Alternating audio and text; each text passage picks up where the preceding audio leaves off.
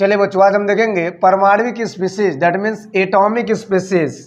Atomic structure के अंतर्गत ये एक अलग अंदाज होगा एटॉमिक स्पीसीज को समझना। एटॉमिक स्पीसीज में तमाम प्रकार के गुण आते हैं, तमाम प्रकार के एटॉमिक स्पीसीज होते हैं। एटॉमिक स्पीसीज किसी तत्व के परमाणु में जिनकी व्याख्या उनके अलग अलग गुणधर्मों के आधार पर की जाती है, तो कहीं न कहीं इलेक्ट्रॉनों के आधार पे, कहीं न कहीं न्यूट्रॉनों के आधार पे, कहीं न कहीं उनके परमाणु क्रमांक के आधार पे, परमाणु भार के आधार पे अलग अलग प्रकार से उनकी व्याख्या की जाती है। सो इन पूरे व्याख्या के आधार पे उनका एक अलग शाब्दिक अर्थ दिया जाता है और इन्हीं को बोलते हैं एक परमाणविक स्पीसीज। तो परमाणविक स्पीसीज में जैसे कि समस्थानिक, समभारिक, सम न्यूट्रॉनिक, सम इलेक्ट्रॉनिक, इसके अलावा अदरवाइज बहुत सारे ऐसे हैं जिनको हम परमाणविक स्पीसीज का नाम दे सकते हैं। सो मन में तमाम प्रकार के डाउट रहते हैं कि क्या है, समस्थानिक क्या है, समभारिक क्या है। तो आइए आज के लेक्चर में हम ये छोटी छोटी बातें करेंगे जिनसे आपको बहुत बड़ा मतलब समझ में आएगा कि वास्तव में इसमें भी कुछ रहस्य छिपा है। यस, तो हो जाए तैयार, क्योंकि करते हैं हम लेक्चर की शुरुआत। सो फर्स्ट ऑफ ऑल, सबसे पहले एटॉमिक स्पीसीज में, परमाणविक स्पीसीज में जिसकी चर्चा हुई थी वो था समस्थानिक, दैट मीन्स आइसोटोप्स। समस्थानिक, क्लियर है? क्या बोलेंगे? आइसोटोप्स। आइसोटोप्स को समझाने के लिए आए थे जिनका नाम था सोडे। समस्थानिक का मतलब क्या होता है? शाब्दिक अर्थ साफ साफ दिख रहा होगा। समस्थानिक को इंग्लिश में आइसोटोप्स बोला गया है और आइसोटोप्स की चर्चा, दैट मीन्स आइसो का मतलब होता है सेम और टोप्स का मतलब होता है प्लेस। हिंदी में वही बातें होगा। सम का मतलब क्या होता है? समान, और स्थानिक यानी कि स्थान की बातें कर रहा है, तो समान स्थान वाला, समान स्थान वाला, यानी साफ साफ मतलब होता है कि सम स्थान का मतलब होता है किसी तत्व के ये परमाणु जिनके स्थान समान हो, दैट मीन जेड का मान समान हो, या यूं बोले परमाणु क्रमांक समान हो। तो बच्चों अगर इसको लिखना चाहते तो कैसे लिखोगे? वास्तव में समस्थानिक का क्या मतलब होगा लिखेंगे, फटाफट लिखेंगे। समान तत्वों के वे परमाणु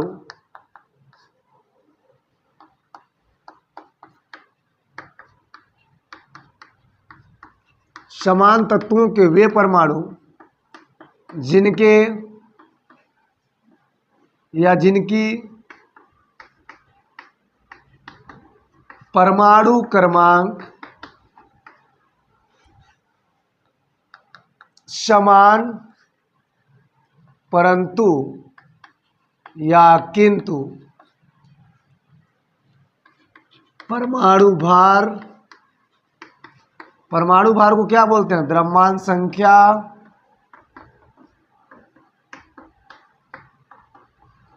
भिन्न होते हैं। क्या कहलाते हैं? आइसोटोप्स कहलाते हैं, समस्थानिक कहलाते हैं।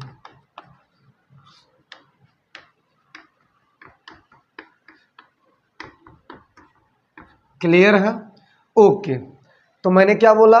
समान स्थान यानी सेम प्लेस, वे तत्व जिनकी परमाणु क्रमांक क्या हो? समान हो, लेकिन परमाणु भार क्या हो? भिन्न हो।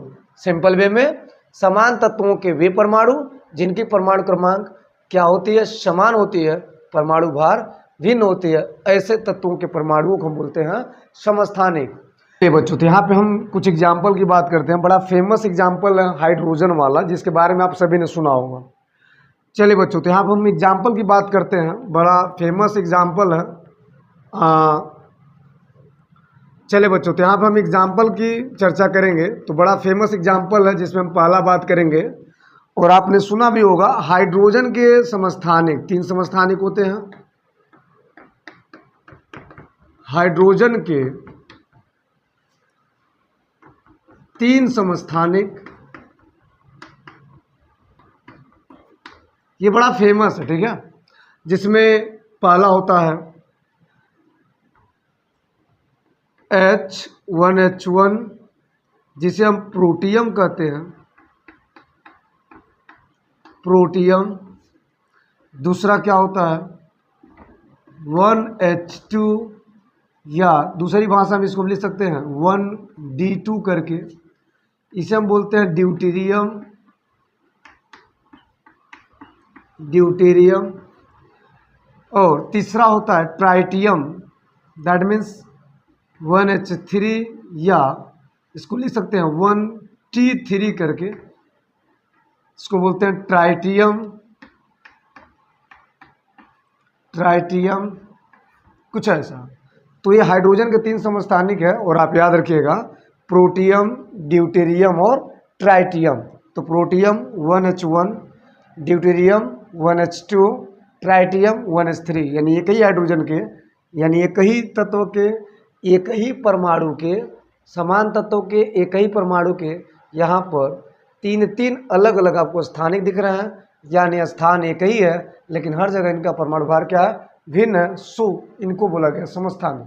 इसके अलावा अगर हम बात करते हैं, दूसरे एग्जाम्पल की बात करते हैं, ये भी बड़ा फेमस है क्लोरीन। क्लोरीन के 2 समस्थानिक, क्लोरीन के 2 समस्थानिक होते हैं, क्लोरीन के 2 समस्थानिक होते हैं।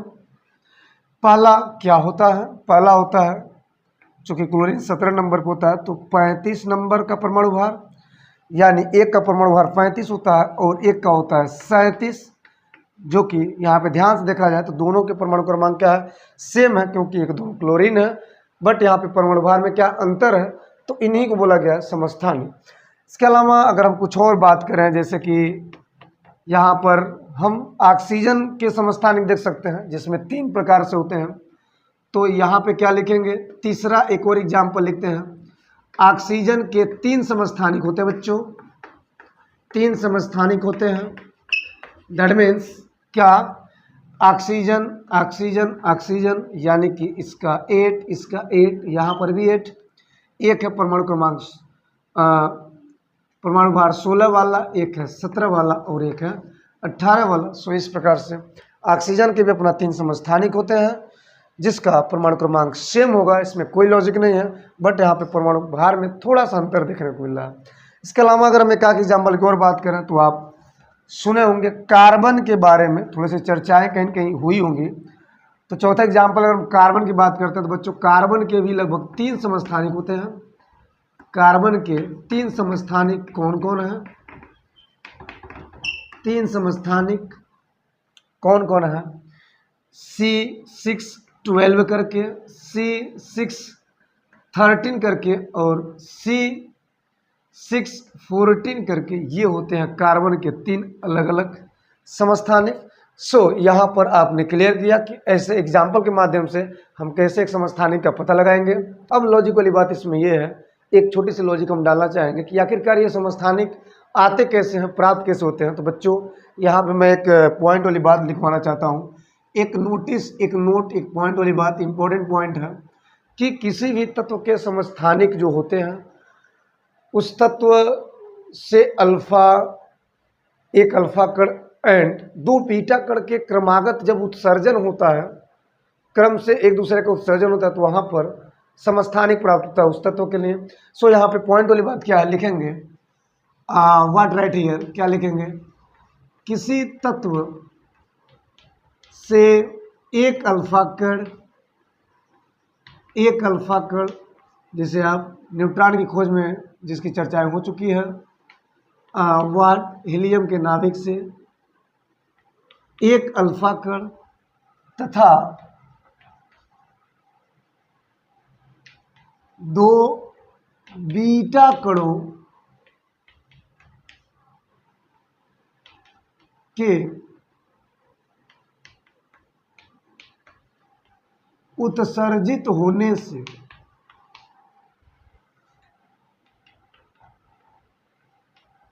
उस तत्व का समस्थानिक प्राप्त होता है या प्राप्त होते हैं। क्लियर है, बहुत सिंपल वे मैंने लिख दिया है। यहाँ पर क्या लिखा है कि किसी भी तत्व में अगर एक अल्फा कण और दो बीटा कणों के उत्सर्जन हो तो वहाँ पर उस तत्व का समस्थानिक प्राप्त होगा। अब ये बात या यह लॉजिक तब समझ में आएगा जब हम एक इक्वेशन देंगे। जैसे चलिए अगर इसको एक एग्जाम्पल से समझा जाए तो हम यहाँ पे एग्जाम्पल जो लेंगे, जो तत्व लेंगे वो रेडियो एक्टिव होना चाहिए, क्योंकि यहाँ पे अल्फा और बीटा कणों की बात कर रहा है, उत्सर्जन कराने हैं। तो मैंने क्या किया, एक सिंपल में यहाँ पे यूरेनियम ले लिया जिसका परमाणु क्रमांक होता है 92 और ये एटॉमिक मास जो होता है वो होता है लगभग 238 होता है। क्लियर है। अब यहाँ पे क्या करेंगे, अल्फा कण का उत्सर्जन कराएंगे सबसे पहले स्टेप में। तो अगर हम अल्फा कण की बात करते हैं दैट मीन्स ये रहा एक अल्फा कण। अब ये अल्फा कण निकलने से क्या होगा कि यहाँ पर थोरियम आएगा। क्यों आएगा? क्योंकि इसका एटॉमिक नंबर होता है वाट 90 दैट मीन्स 90। ये 2 घटा दैट मीन्स हीलियम निकल रहा है, हीलियम का नाभिक खाली हो रहा है। सो यहाँ पे 2 दूना 4, तो यहाँ पर क्या होगा, इसमें 4 घटाओगे तो ये हो जाएगा 234। क्लियर है। अब इसी को आगे बढ़ाते हुए हम ये देखेंगे कि वास्तव में जब हम बीटा कण, एक अल्फा कण और 2 बीटा कण ये क्रमागत में उत्सर्जित कराए जा रहे हैं तो यहाँ पर क्या होगा, थोरियम के बाद आता है प्रोटैक्टिनियम दैट मीन्स Pa आएगा और Pa का एटॉमिक नंबर कितना होता है, वो होता है 91 और इसका जो भार होगा लगभग थोरियम के बराबर होगा दैट मीन्स ये भी हो जाएगा 234। अब एक काम और करना है कि यहाँ पे प्राप्त जो प्रोटैक्टिनियम है इसको लेकर के आपको एक बार और बीटा कण का उत्सर्जन कराना पड़ेगा। सो एक बार और बीटा कण का उत्सर्जन कराएंगे, एक बार और बीटा कण का उत्सर्जन कराएंगे। किस में? मैंने Pa को लिया था। सो यहाँ पर क्या बनेगा, यहाँ पर ये कितना था, 91 था, 234 था। मैं एक बार और लिख देता हूँ तो यहाँ पर फिर से बन जाएगा यूरेनियम दैट मीन्स 92 एंड यहाँ पर हो जाएगा 234 234। तो बच्चों अब आप इसको देखिए और आप इसको देखिए, इन दोनों को देखिए तो यहाँ पर क्या हो रहा है, uranium which is 92 238 and uranium 92 which is 234। तो इस प्रकार से ये उत्सर्जन अल्फा और बीटा कण के उत्सर्जन से यूरेनियम 92 जिसका परमाणु भार एक का 238 है, एक का 234 है। सो इस प्रकार से यहाँ पे आप क्या देखें कि यहाँ पर हमने क्या किया, ये बीच वाले स्टेप से अल्फा और बीटा कण के उत्सर्जन के फलस्वरूप आखिरकार शुरू और लास्ट दोनों मिला करके यहाँ पर समस्थानिक प्राप्त होते हैं यूरेनियम के 2 ठो, एक होगा 238 वाला, एक होगा 234 वाला। सो आप बोल सकते हो कि जब भी एक समस्थानिक की बात हो तो वहाँ पर बड़े आराम से हम अल्फा और बीटा कण का उत्सर्जन करा के समस्थानिक का पता करा सकते हैं या कर सकते हैं। क्लियर है? यस। तो इतनी बातें मुझे लगता है कि आपको स्पष्ट हुआ होगा। चलिए अब हम बात करेंगे इसका जस्ट इसी का अगर हम उल्टा कर दें तो हो जाएगा संभारिक, यानी परिभाषा सेम उल्टा होगा लेकिन कुछ बातें अलग होंगी, कुछ पहचान अलग होगा। सो हेडिंग लगाएं इसके बाद वाला जिसका नाम होगा समभारिक। ठीक है, दैट मीन्स आइसोबार। चलिए बच्चों अब हम दूसरे स्पीसीज की बात करते हैं दैट मीन्स क्या होगा, समभारिक। समभारिक दैट मीन्स आइसोबार बोल सकते हो, आइसोबार। ये जस्ट अपोजिट है परिभाषा में, डेफिनेशन की दृष्टि से समस्थानिक। समस्थानिक में क्या था, समान तत्वों के वे परमाणु जिनके परमाणु क्रमांक समान थे, लेकिन यहाँ पर उल्टा कर देंगे, यहाँ पर विभिन्न प्रकार के तत्वों के वे परमाणु जिनके द्रव्यमान संख्या समान होगा लेकिन परमाणु क्रमांक भिन्न होगा। यस, तो फटाफट इसका परिभाषा आप लिख सकते हैं। क्या लिखेंगे यहाँ पर, अगर लिखना चाहे तो क्या लिखेंगे, लिखेंगे विभिन्न तत्वों के वे परमाणु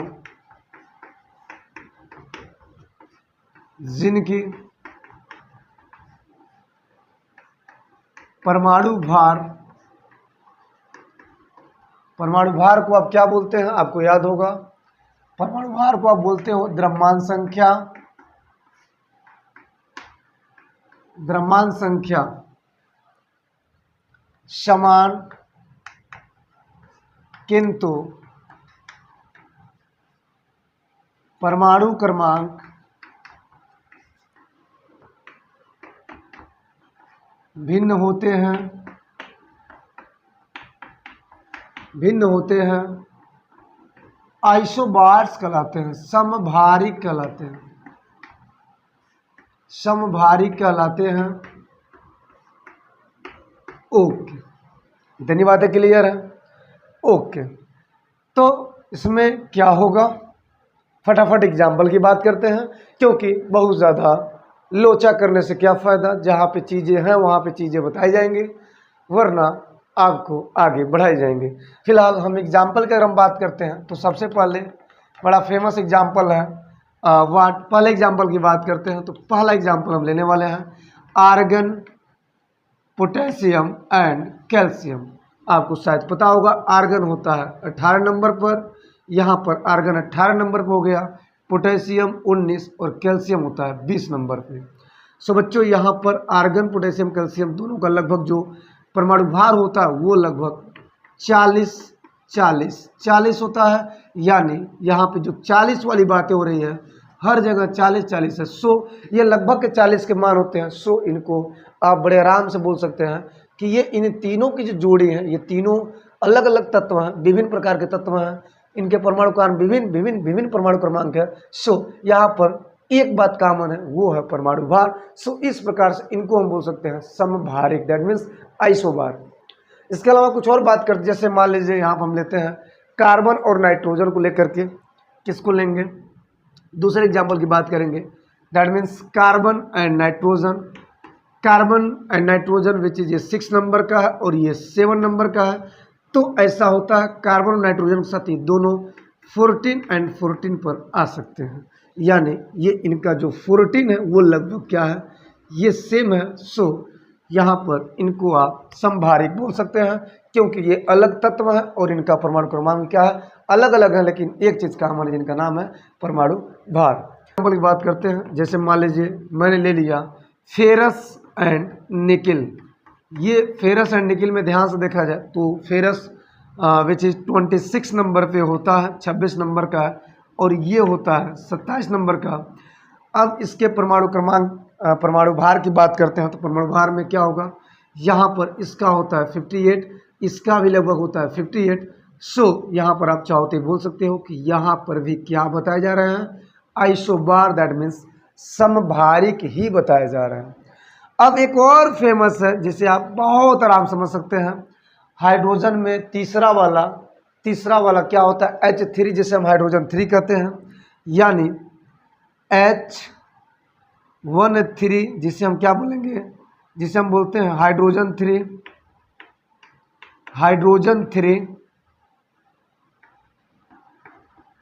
और हीलियम होता है, हीलियम 3 होता है 2He3, इसे बोलते हैं हीलियम 3। तो ये भी क्या है, ये यहाँ पर भी 3 है, यहाँ पर भी 3 है। तो हाइड्रोजन में तीसरा वाला है जिसे हम हाइड्रोजन 3 कहते हैं, ट्राइटियम, एंड हीलियम में 3 और 4 ये दोनों वाले एटॉमिक भार वाले, एटॉमिक मास वाले आ सकते हैं। सो इस प्रकार से बच्चों 3 और 3 की दृष्टि से ये दोनों एक साथ कहलाएंगे समभारिक। क्लियर हुआ? यस। तो ये हुआ समभारिक की बातें। तो अब हम इसको समझते हैं कि वास्तव में कि ये समभारिक कहाँ से प्राप्त होंगे, कैसे प्राप्त होंगे। तो बच्चों उसमें आपने देखा था कि जब हम अल्फा कण का उत्सर्जन कराए थे तो पहले क्या मिला था, थोरियम मिला था यूरेनियम से, और फिर से बीटा कण का उत्सर्जन कराए थे तो थोरियम और मिला था प्रोटैक्टिनियम। क्लियर हुआ? तो वहाँ पर जरा विचार करने बात है, मैं समीकरण पर लिखता हूँ। मैंने क्या बोला कि वाट पॉइंट वाली बात है, एक अल्फा कण के उत्सर्जन से, दैट मीन्स यूरेनियम में क्या हुआ था, ये 92 यानी कि 92 नंबर पे 238 था, और एक अल्फा कण का आपने क्या कराया था, उत्सर्जन कराया था।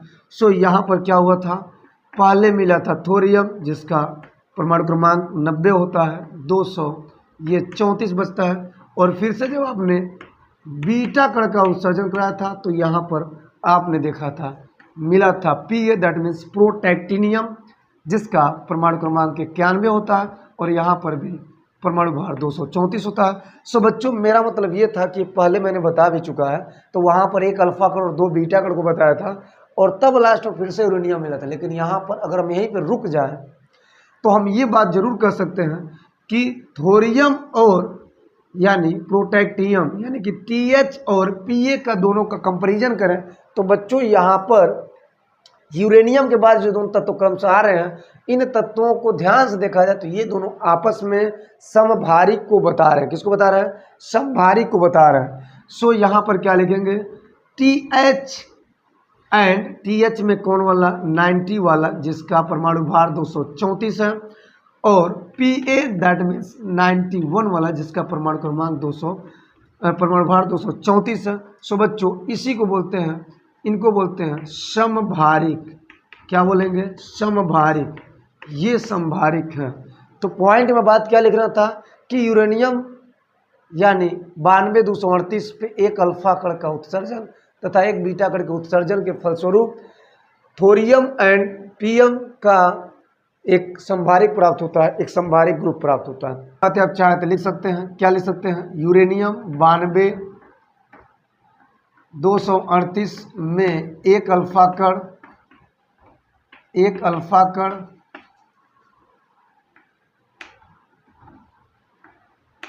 के उत्सर्जन से क्या बना? थोरियम होता है, जो पुनः बीटा कण के उत्सर्जन से Pa का निर्माण होता है। तो ये बातें आप नीचे देख भी रहे हैं। यहाँ पर क्या हो रहा है? यहाँ पर यूरेनियम 92 से थोरियम बन रहा है और थोरियम से फिर से क्या बन रहा है? Pa बन रहा है। सो ये बातें आपको नोट करनी चाहिए, ये टोटल बातें आपको समझनी चाहिए। क्लियर है? तो इस प्रकार से संभारिक का भी एक अपना अलग मतलब देखने को मिलता है। सो बच्चों ये दोनों टॉपिक बहुत जानदार थे। ये दोनों परमाणविक स्पीशीज बहुत ही ज़्यादा सुपर हिट थे। क्लियर है? तो अब बढ़ते हम बात करेंगे, दो और छोटे छोटे बातें करेंगे जिनका नाम होगा सम न्यूट्रॉनिक एंड सम इलेक्ट्रॉनिक। ये क्या है? चलिए विचार विमर्श करते हैं। तो तीसरा हम स्पीशीज की बात करेंगे, तीसरा हेडिंग लगाएंगे सम न्यूट्रॉनिक।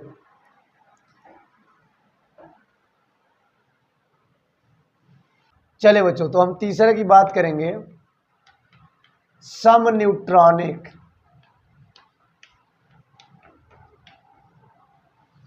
सम न्यूट्रॉनिक को बोलते हैं आइसोटोन। ये क्या होते हैं जरा विचार करें तो बड़ा सिंपल है, अगर लिखना चाहते हो डायरेक्ट लिख सकते हो। जब न्यूट्रॉनों की संख्या समान हो लेकिन परमाणु क्रमांक और परमाणु भार दोनों भिन्न होगा तो इसका मतलब है कि तत्व भी भिन्न भिन्न होगा। सिंपल सी बात। तो क्या लिखेंगे? What right here? भिन्न भिन्न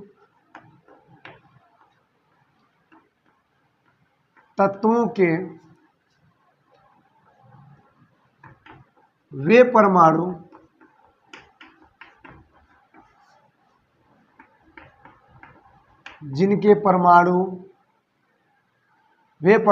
जिनमें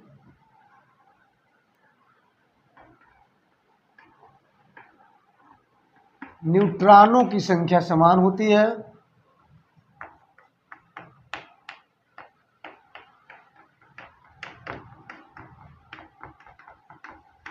न्यूट्रॉनों की संख्या समान होती है, सम न्यूट्रॉनिक कहलाते हैं। सम न्यूट्रॉनिक कहलाते हैं। क्लियर है? ओके। एक बात और लिखेंगे, बहुत इंपॉर्टेंट बात। इनमें परमाणु क्रमांक तथा परमाणु भार भिन्न होते हैं। ध्यान से देखा तो कोई लॉजिक है नहीं, बस सिंपल समझना है। अगर हम एग्जाम्पल से समझें तो पहली बात, एक शानदार एग्जाम्पल लेंगे। ले लिया गया आर्गन एंड कैल्शियम। क्लियर है? ये दो शानदार एग्जाम्पल है जिसमें हम न्यूट्रॉनों की चर्चा करने वाले हैं। यानी क्या बोल रहा है, भिन्न भिन्न तत्वों के परमाणु जिनमें न्यूट्रॉनों की संख्या समान हो तो सम न्यूट्रॉनिक कहलाएंगे। यानी कि ये दो तत्व हैं, इनमें न्यूट्रॉनों की चर्चा होगी। तो यहाँ पर क्या देख रहे हैं कि आर्गन विच इज 18 नंबर पे और ये लगभग 38 होगा और यहाँ पर ये 20 और ये 20 दूना 40। अब अगर हम एक आर्गन में बोलें कि आर्गन में न्यूट्रॉनों की संख्या कितनी है तो क्या बोलोगे, आर्गन में न्यूट्रॉनों की संख्या दैट मीन्स 38 में से हम क्या घटाएंगे 18, यानी 38 में से 18, 38 का मतलब होता है एटॉमिक मास नंबर और 18 है जेड यानी कि एटॉमिक नंबर। तो यहाँ पर न्यूट्रॉन की संख्या कितना मिलेगा, 8 से 8 से जाएगा 0, 3 से 2 यानी कि 20 न्यूट्रॉन। इसी प्रकार अगर इसका कंपैरिजन कराएं तो यहाँ पर कैल्शियम में न्यूट्रॉनों की संख्या दैट मीन्स क्या होगा, विचार करें तो यहाँ पर 40 माइनस 20 करेंगे, शायद यहाँ पर भी 20 मिलेगा। सो यहाँ पर ये दोनों क्या है, सेम है। इस प्रकार से इनको बोला गया सम न्यूट्रॉनिक, यानी कि यहाँ पर न्यूट्रॉन की संख्या क्या है, सेम। क्लियर है। चलिए एक आध एग्जाम्पल की और बात करते हैं, बड़ा इजी वे में क्लियर हो जाएगा। दूसरे एग्जाम्पल की बात करते हैं। चले तो दूसरे एग्जाम्पल में हम क्या लेंगे, दूसरे एग्जाम्पल हम ले लिए वाट सिलिकॉन फास्फोरस एंड सल्फर, ये ले लिया गया। ये तीन परमाणु एक साथ ले लिया गया। जरा इसमें विचार करें, सिलिकॉन यानी कि 14 नंबर पर होता है और यहाँ पर ये 14 दूना 28 यानी कि 28 29 लगभग 30 और ये फास्फोरस होता है 15 नंबर पर यानी कि 15 दूना 30 31 लगभग होगा और यहाँ पे सल्फर यानी कि 16 ये 32 लगभग हो जाएगा। तो यहाँ पर क्या आप देख रहे हो कि सेम वही कंडीशन लेंगे, अलग अलग तत्वों का हम निकालेंगे। तो सिलिकॉन में अगर हम न्यूट्रॉनों की संख्या की बात करें तो कितना होगा, तो यहाँ पर 30 में से 14 घटा दीजिए, 30 माइनस 14 तो आपको मिल जाएगा कितना, यहाँ पर आपको मिल जाएगा 16। क्लियर है। ऐसे ही अगर हम फास्फोरस की बात करते हैं बच्चों तो फास्फोरस में न्यूट्रॉनों की संख्या दैट मीन्स यहाँ पर 31 माइनस 15 यहाँ पर भी हो जाएगा 16। और इस प्रकार से देखते ही देखते सल्फर में क्या होगा, न्यूट्रॉनों की संख्या दैट मीन्स 32 माइनस 16 यानी कि यहाँ पर भी हो जाएगा 16। सो बच्चों यहाँ पर सम में न्यूट्रॉनों की संख्या सेम है। सो इस प्रकार से इन तीनों ग्रुप को हम बोल सकते हैं सम न्यूट्रॉनिक। क्लियर है। ओके। इसके अलावा अगर हम एक एग्जाम्पल की बात करते हैं प्यारा सा छोटा सा, तो अभी ये आपने देखा होगा कार्बन और नाइट्रोजन को लेकर के, मैंने क्या बोला, कार्बन और नाइट्रोजन को लेकर के ये दोनों गजब के सम न्यूट्रॉनिक है। कार्बन 6 यहाँ पे 6 दूना 12 यानी कि 13 कर सकते हैं और यहाँ पे 7 और ये 14 कर सकते हैं। क्लियर है। तो यहाँ पर भी अगर कार्बन में न्यूट्रॉनों की संख्या की बात करें तो 13 में से 6 जाएगा यानी 13 माइनस 6 बराबर होता है 7। और इस प्रकार से नाइट्रोजन के लिए भी जो न्यूट्रॉनों की संख्या होगी वो हो जाएगी 14 माइनस 7 दैट मीन्स ये भी हो जाएगा 7। इस प्रकार से बच्चों आप कह सकते हैं कि यहाँ पर 7 और 7 सेम है। सो यहाँ पर भी न्यूट्रॉन संख्या क्या है, सेम है। क्लियर है। ओके।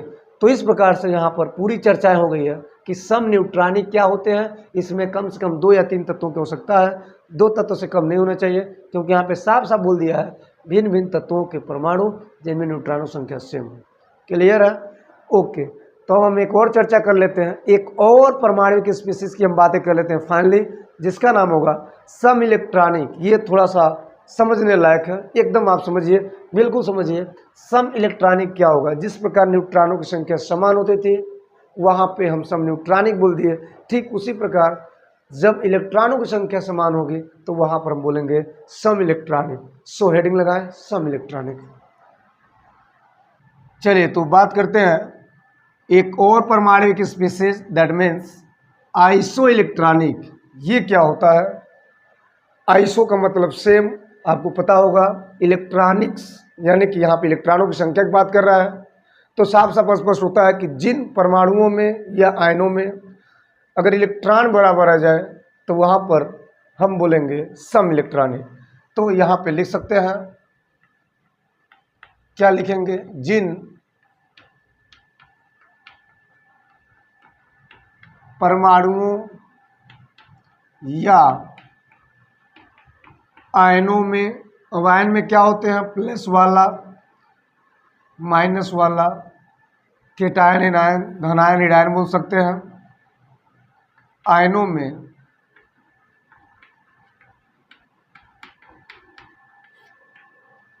इलेक्ट्रॉनों की संख्या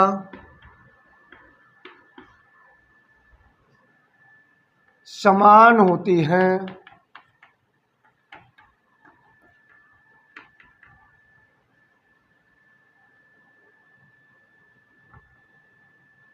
तो उन्हें समइलेक्ट्रॉनिक कहते हैं।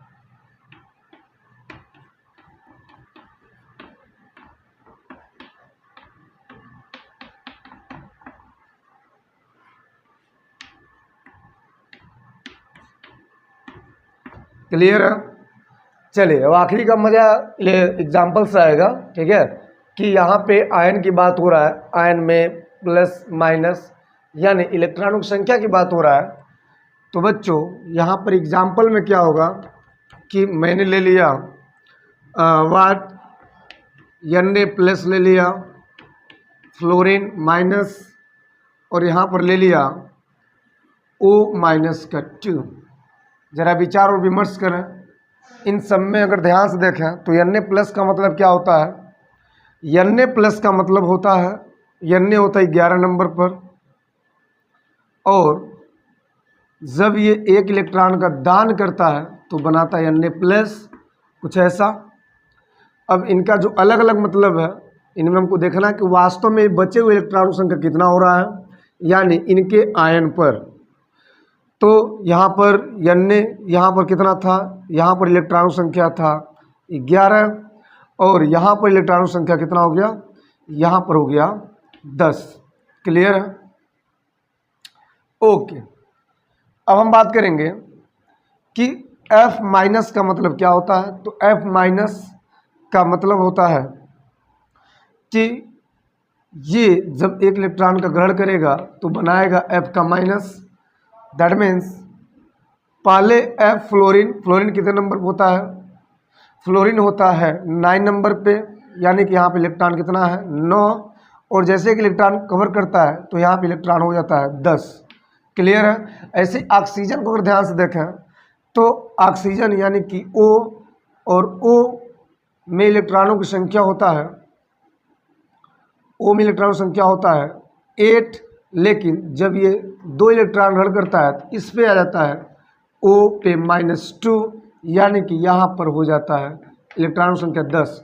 तो आपने क्या देखा कि हर जगह इलेक्ट्रॉन की संख्या कितना है, 10 है, 10 है, 10 है। सो यहाँ पर इन तीनों में इलेक्ट्रॉनों की संख्या क्या है, बराबर है। इलेक्ट्रॉन की संख्या क्या है, सबका 10 10 है।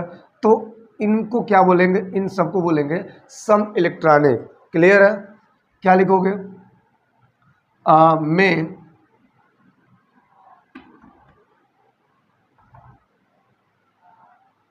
इलेक्ट्रॉनों की संख्या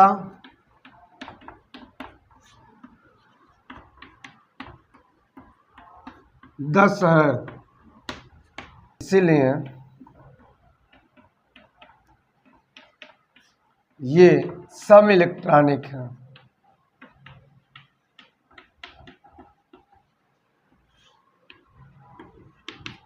क्लियर है? ओके, तो इस प्रकार से आज का लेक्चर यहीं पे समाप्त होता है। यस, तो प्यारे बच्चों कमेंट करो, बताएं कि आज का लेक्चर कैसा रहा, आपको पूरी बातें समझ में आई या नहीं आई। वीडियो को पॉज करेंगे, एक क्रम से देखेंगे तो आपको पूरा अंदाज मिलेगा, पूरा 100% क्लियर होगा। सो आने वाले वीडियो लेक्चर का इंतजार करें, तब तक लेते हैं आपसे ब्रेक। बहुत बहुत धन्यवाद। यस।